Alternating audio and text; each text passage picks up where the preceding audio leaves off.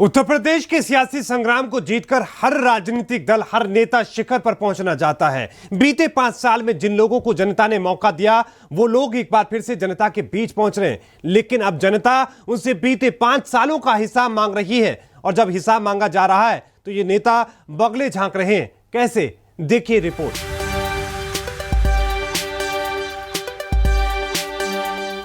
OBC का भला जितना भाजपा ने किया उतना किसी ने। आपने वहां घर के बंगल संगर तो ये कह रही कि वोटों को मतलब ही कुछ नहीं है।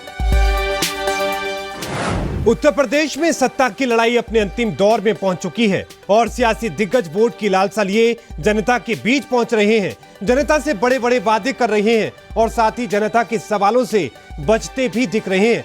ऐसा ही ताजा मामला कासगंज के पटियाली विधानसभा क्षेत्र से सामने आया है, जहां बीजेपी प्रत्याशी और मौजूदा विधायक ममतेश शाक्य भारतीय जनता पार्टी के लिए वोट मांग रहा हूँ और निवेदन करता हूँ, मुझे चुनाव जिताने की कृपा करें। डोर टू डोर कैंपेन करके जनता से वोट मांगने पहुंचे थे, लेकिन नेताजी को शायद ये अंदाजा नहीं था कि जनता उनसे उनके कार्यों का लेखा जोखा मांग सकती है।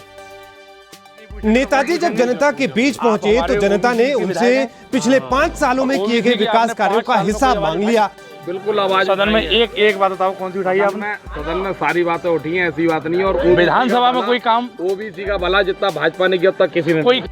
अब अचानक कोई नेताजी से इस तरह के उनके कार्यों का हिसाब मांग बैठेगा, इसकी उम्मीद तो नेताजी को भी नहीं थी। लिहाजा नेताजी जनता के सवालों में बुरी तरह से उलझ गए। कोई जवाब ना होने के कारण नेताजी ने वहां से पलायन करने में ही समझदारी दिखाई। लेकिन जनता तो ठहरी जनता, सो पड़ गए नेताजी के पीछे और लगी नेताजी के विकास कार्यों का हिसाब मांगने।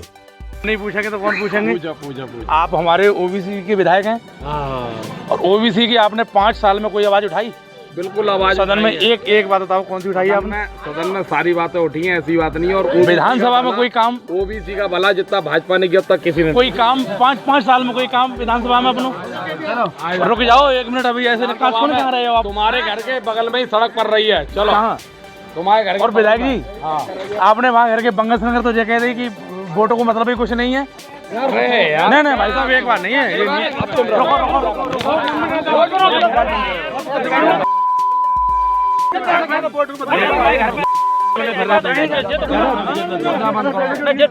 वीडियो में आपने देख ही लिया होगा कि कैसे नेताजी जनता के सवालों से बचकर पतली गली से निकलते नजर आ रहे हैं। लेकिन अब जब नेताजी को लगा कि चुनाव सर पर है और नहीं भाग सकते, तो उन्होंने वीडियो बना रहे शख्स का कैमरा ही बंद करवा दिया।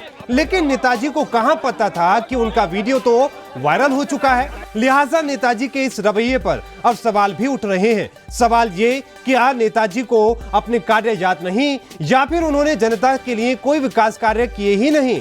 और अगर विकास कार्य किए हैं तो फिर जनता के सवालों से भागने की क्या जरूरत पड़ गई?